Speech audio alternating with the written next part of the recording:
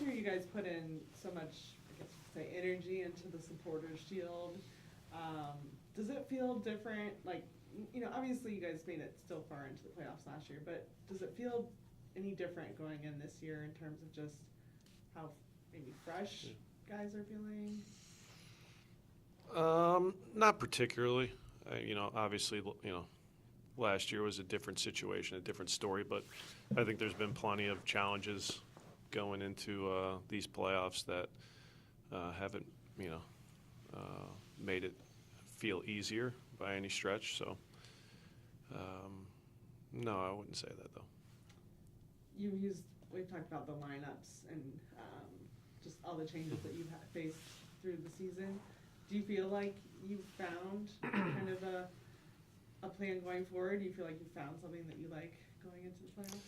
Well, we've tried some things, so I think it's given us some answers. But going into this first playoff game, we're healthy, which is good. So we have a full selection, and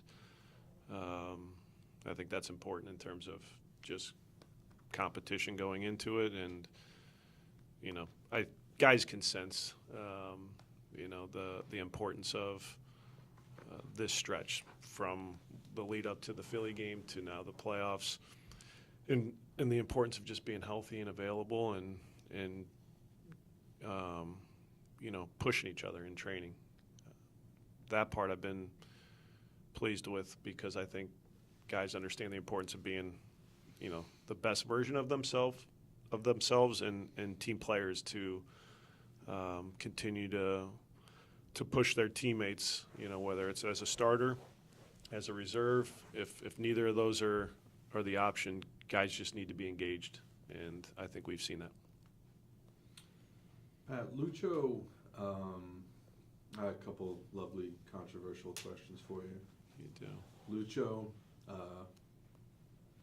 was statistically comparable to all of the best players in the league this year, even as he may have possibly tailed off toward the end of the year in terms of end product, but not top 5 in finalists for MVP. We know how meaningful that award can be, but for him to not be a finalist in a pool of 5 finalists, is that a miss by the people voting on the award? You're asking the head coach. I think he's had a season that warrants him being in the MVP discussion, because if you look at our team without him and where we potentially could be, he's been certainly pretty valuable to us. So I guess it depends on what the criteria is for MVP, and if it's not just goals and assists, but what the team looks like removing a player. He's certainly at the top in terms of value. So, but I also think the 5 finalists have had outstanding years. Can't take away from what each of those players have done, because they all deserve to be in the conversation. And unfortunately for Lucho, that wasn't the case. But I certainly think he deserves to be a part of the final conversation. And I know the task at hand for you guys, all your focus is going to be Monday, but I wonder, because longer build up to the game, if you had any time to think about the playing surface for game 2, and I want to ask that because in my travels following you, I think the surface at Citi Field in 22 was the worst that FC Cincinnati's played on. Maybe it could be improved for Monday night. I don't know, or for game 2. But I'm just wondering if you have a strong opinion or an objection about, one of these teams, one of these very capable teams, is going to face elimination on what is I think proven to be over time a less than quality surface. I think both teams deserve better than that. Do you have a strong opinion about the playing surface for game 2? As a starting point, we haven't discussed, other than location, the field surface, for game 2. Guys are just aware of this is where you're going to be playing a game after Monday. We'll probably talk a little bit more at length about the type of game you can expect, just with dimensions and we won't know until we get there what the actual surface looks like. So ideally, you're not playing soccer games on baseball fields. That's what I would say. I'm pretty sure I'm not in the minority when I say that. At this stage of where we are as a league, you want to be playing on, soccer fields with, full dimensions. So, but both teams have to deal with it. If you're NYC, you're playing at Yankee Stadium, Citi Field, Red Bull Arena. That's tough.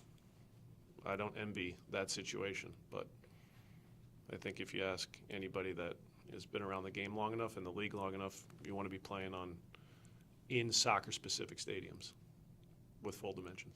But that certainly won't be an excuse going into the game as far as, do we like it or not? Tough. Pat, I'm sure we asked you this last year, and I'm sure I'll ask it again next year for the playoffs, but could you help quantify just how different playoff games versus regular season games can be, and what those differences may be? The pressure. I wouldn't say in this moment it feels the same as when you go into a single elimination, because this is the format. So it is unique in the sense that it's a format that doesn't start with, lose and go home. You have the option or the opportunity to win in the second game and in the third game. So, but just the pressure around it, I would say the attention to detail, and at times you see maybe tactics take a back seat in certain moments to just, avoiding mistakes, competing the right way. So many little things become so much more important at this stage that you have to get right. And I think, we've seen that for the last 2 years of the difference of a regular season game and a best-of-3 game, a knockout game, of what you need to do and how you need to prepare yourselves to be successful. And then certainly on top of that, you have to get the approach right in positioning the players to go and win a game. But, it feels different. It should. And you realize that you have to be very connected in every aspect of the game. You have to get the set pieces right. All of these things, if you have one slip up, that's the difference at this stage. And there were things that we took from the Philly game where if we don't get some of those details right against NYC, the result can look different. And so it's a good challenge, but we focus on a lot of little things to help us go and win a game. To that point, with the extra preparation particularly, you have a little bit of 2 extra days to prepare between Saturday and a Monday night game, which is a little unusual. Mm-hmm. Does that have the potential to be advantageous for you, just to have that extra time they have it too, but given how your group has performed under those, full week training sessions? It's just given us a couple days to start the conversations about some things that we'll do on both sides of the ball.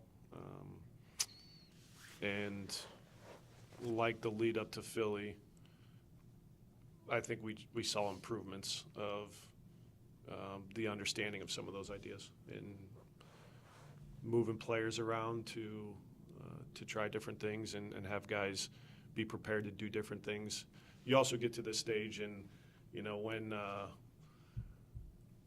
and again, I'm talking about a best-of-3, but when it's, lose and go home type, scenarios, oftentimes at the end of the games, it could look frantic. And when there's desperation, you see things that you typically don't see. I think I said that in the previous years.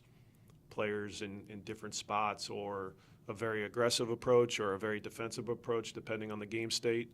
You see a lot of that at the end of these games, and so everybody just needs to, be so tuned in as the games are progressing for available players to understand how they can impact the game late. You guys have played NYCFC 3 times this year already. What did you learn from this most recent one a few weeks ago? Do you feel like, what are you expecting?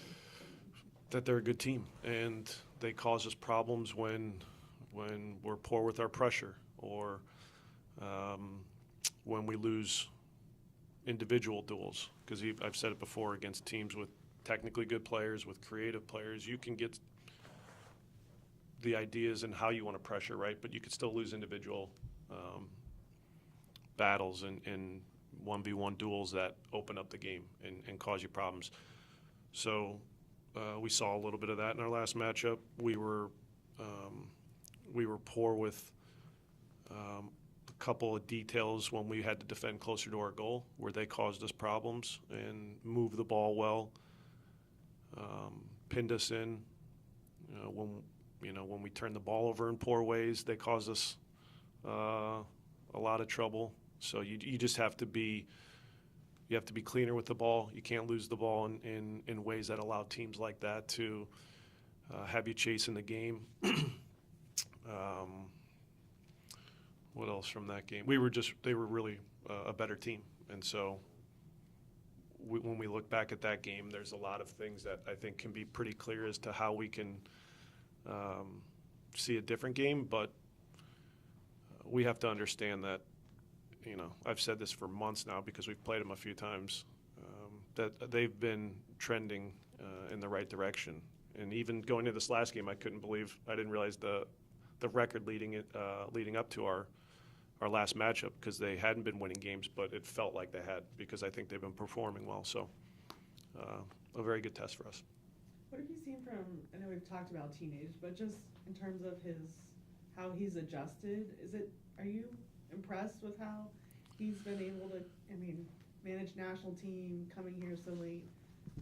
Seemed like he had his best game. He's made quick improvements. That part we've all been impressed with, because, I think was the New York City his first start, and there was challenges in that game about, releasing off the line and communication with, the guys next to him and in front of him, that, you could see were off. Since then, each game he's gotten better. Even in the Philly game, I thought there were some challenges in the first, 20, 30 minutes that he got right towards the end of the half. He got right in the second half. And composure on the ball, some of the decisions of just seeing the right plays, simple plays. I think he's improved each game, and you could see, each week of training, the more conversations he has with us as a staff, with his teammates, the better he's getting. So, yes, I've been impressed with, his progression with our group. How healthy is Lucio right now? Healthy. He gets stepped on somehow or kicked somehow every day, it seems, but he's a tough kid. So, this is as healthy as I think he's been for, months, really. And given that, does he, we saw it earlier stages of the season, just him being ad-libbing on the field in the special ways that he can take over a game, win a game with one moment, whereas that might not have been the case 5-6 weeks ago. Do you think he's back to that?